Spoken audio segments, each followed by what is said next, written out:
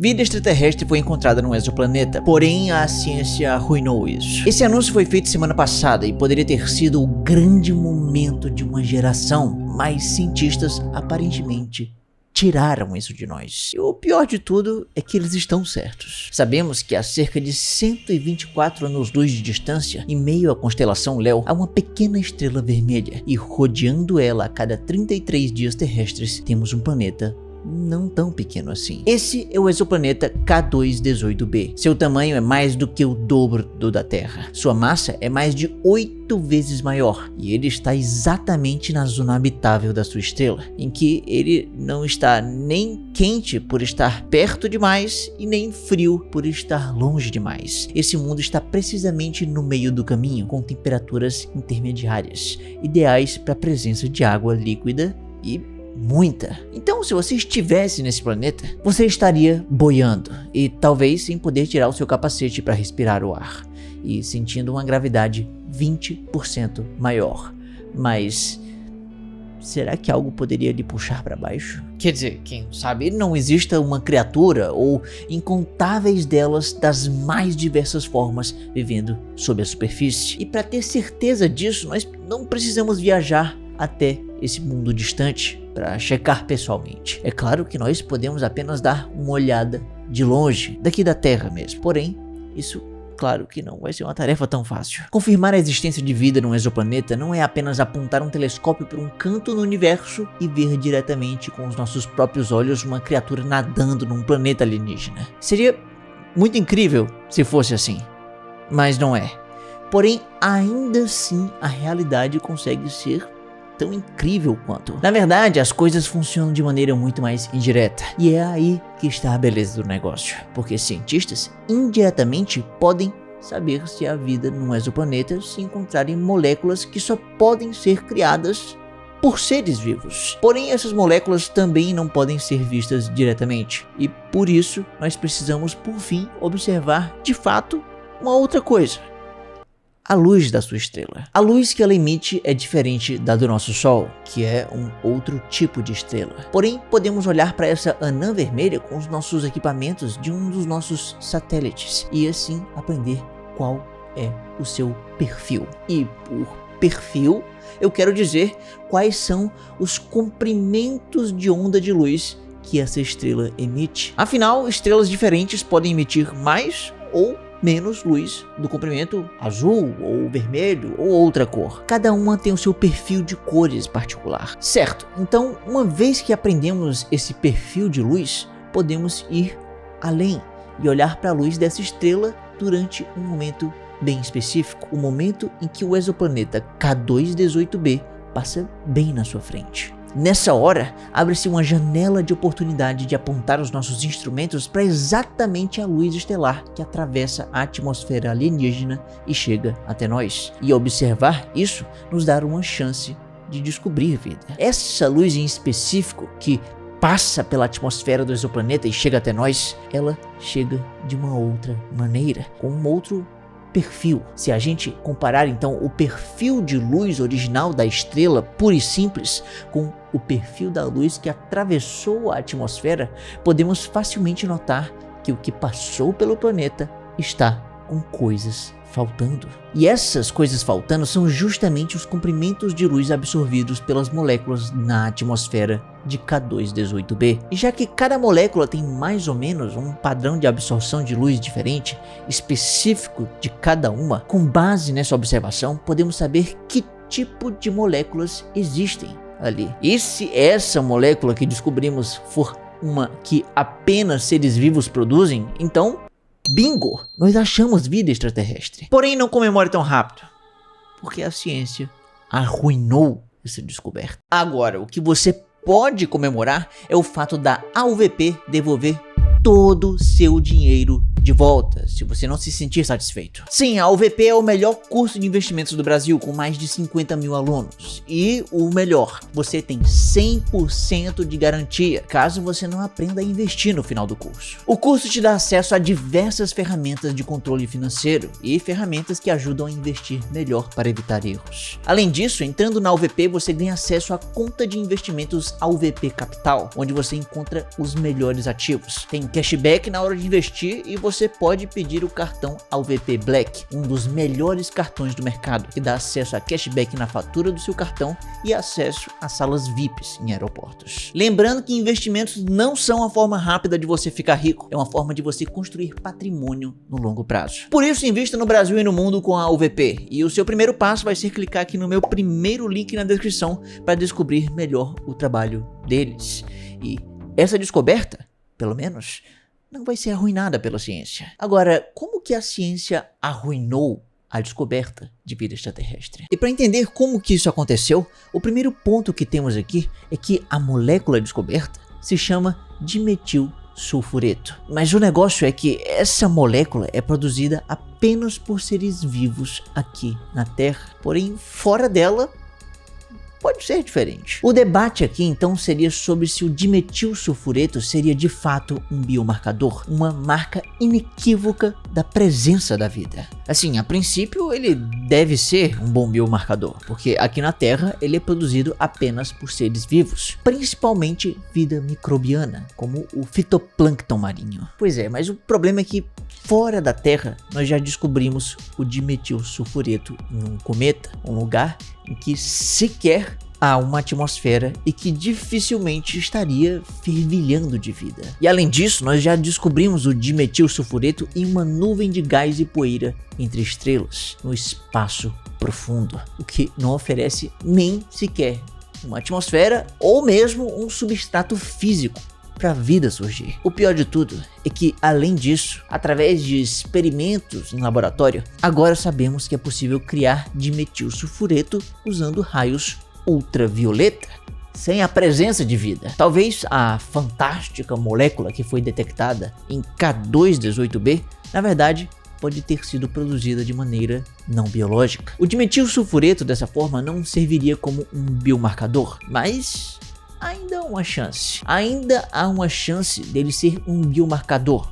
Porque, apesar de existir formas não biológicas dele ser produzido, vale deixar claro que foi encontrado tanto dimetilsulfureto em K218b que isso pode ser realmente um sinal. Na Terra, a cada 1 bilhão de moléculas na atmosfera é encontrada uma de dimetilsulfureto. Porém, em K218b, estima-se existir dezenas de milhares dessas moléculas a cada bilhão. E detalhe, o dimetilsulfureto é uma molécula relativamente instável e normalmente acaba não durando muito tempo, assim se transformando em outras coisas. Ou seja, aqui na Terra nós só temos a presença de dimetilsulfureto na atmosfera porque existe vida que está constantemente produzindo isso. E no caso de K218b, existe tanto dimetilsulfureto que mesmo em que lá ele seja produzido de uma forma não biológica,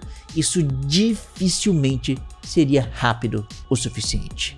Essa produção não biológica seria lenta demais, e a degradação natural do dimetilsulfureto iria acabar se sobrepondo e não permitindo que essa molécula se acumulasse nesse exoplaneta. E é especialmente difícil se acumular em concentrações tão altas, de dezenas de milhares de vezes maiores do que aqui na Terra. Então daria para dizer que não só existe vida nesse exoplaneta, mas existe muita vida. É um mundo fervilhando de seres vivos nesse oceano gigantesco. E tudo bem que isso não quer dizer que existam enormes seres multicelulares nadando a 80 por hora. Possivelmente toda a vida ali é unicelular. Mas, ainda assim, essa seria a maior notícia da nossa geração. E, ainda assim, a ciência conseguiu arruinar isso. Pois é, nós não podemos bater no peito e dizer que nós conseguimos achar vida extraterrestre, porque apesar de encontrar evidências de um biomarcador com uma certeza de 99,7%, por incrível que pareça, isso ainda não é o suficiente. Quando dizemos que encontramos um biomarcador com uma certeza de 99,7%, significa que existe uma pequena chance de 0,3% em que o resultado aconteceu por acaso. Coisas aleatórias. Ou seja, ainda existe uma pequena chance de que os resultados não sejam de fato uma prova de um biomarcador. Pode ser apenas um resultado que foi registrado por causa de alguma aleatoriedade que aconteceu. Talvez com os instrumentos de observação do nosso satélite, ou pode ser uma interferência na luz daquela estrela distante. Qualquer coisinha pode ter acontecido e ter criado um resultado que acabou nos confundindo e fez a gente pensar que encontrou um biomarcador. É improvável, mas ainda é possível. Isso quer dizer que nós precisamos diminuir essa chance para 0? Então, olha, não, a gente não precisa diminuir essa probabilidade para um literal 0, até porque isso é impossível. Se desse pra gente fazer isso, nós teríamos 100% de certeza absoluta de uma coisa, e na ciência isso basicamente nunca acontece. É engraçado pensar isso, mas você pode pensar na coisa em que você mais tem certeza no mundo. Por exemplo, de que amanhã o sol vai nascer no horizonte, mas por mais que a gente tenha certeza que o sol vai nascer amanhã, ainda existe uma infinitésima chance de que isso não aconteça. O grande lance aqui para o biomarcador é que a probabilidade da sua detecção como apenas um mero evento aleatório deva realmente ser reduzida o máximo possível. Mas isso não vai chegar a 0, mas vai chegar bem perto.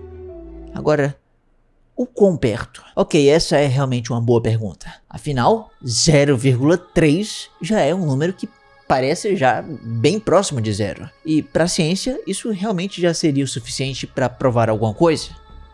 Dependendo do que você quer provar. Vamos supor, por exemplo, que para provar que um certo candidato político vai receber mais ou menos votos do que outro, nós fizemos uma pesquisa eleitoral. Nesse caso, estamos falando de um estudo populacional, algo de uma natureza mais imprecisa, e por causa disso, nós não precisamos e nem podemos ter tanta precisão nos nossos resultados. Uma probabilidade de 0,3% em que os resultados são meras aleatoriedades pode já ser o suficiente para esse tipo de estudo. Agora, se você quer fazer um estudo de algo que requer muito mais precisão, digamos, provar a existência de uma nova partícula subatômica que contradiz toda a física estabelecida, aí o buraco é mais embaixo. É preciso de um valor realmente quase nulo. Eu estou falando de aproximadamente 0,000000003%. Isso parece um pouco um exagero, talvez. Afinal, o que a gente quer não é redefinir a física, nem fazer uma pesquisa eleitoral, mas apenas algo no meio do caminho.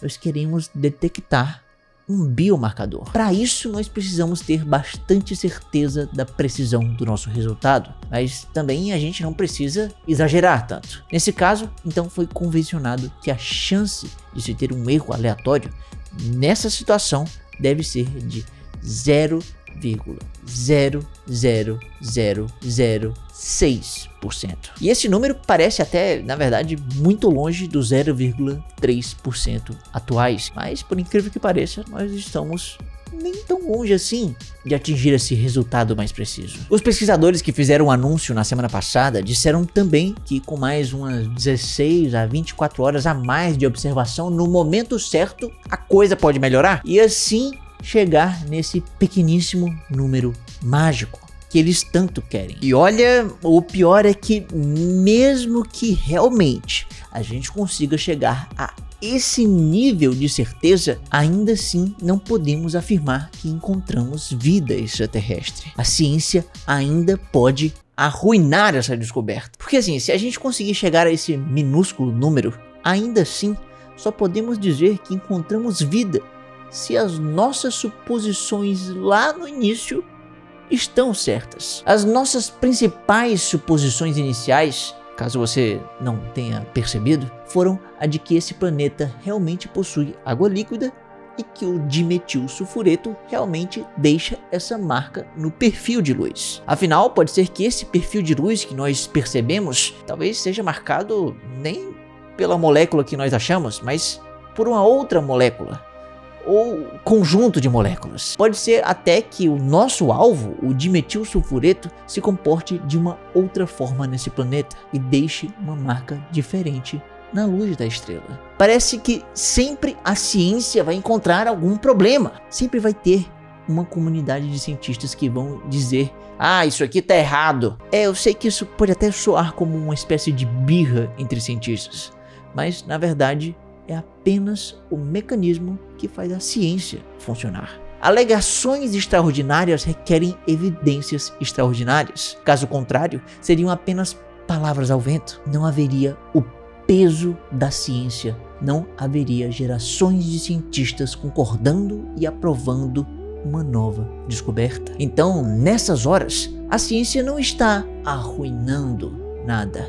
Pelo contrário, ela está apontando todas as possíveis incertezas para que elas sejam levadas em consideração para depois tentar serem descartadas. Ou não, a ciência não é uma máquina de produzir certezas, ela é um mecanismo de reduzir as incertezas. Ela se autocorrige. A ciência está o tempo todo se reavaliando e recalculando a sua rota. Ela pode parecer ter adiado o nosso sonho de descobrir vida extraterrestre, mas foi por um bom motivo. Foi para que a gente construa muito mais confiança e um dia, no futuro, a gente possa apontar para o céu e dizer palavras de peso. Dizer que nós não achamos, mas que nós sabemos que existem criaturas vivas, assim como eu e você, na vastidão do cosmos. E no cosmos, além de apenas vida, quem sabe a gente não encontre vida inteligente extraterrestre. Agora, para saber como que vai ser o nosso primeiro contato com vida inteligente, basta clicar bem aqui no maior canal de ciência do Nordeste. E me segue nas redes sociais para ver meus vídeos curtos e tchau!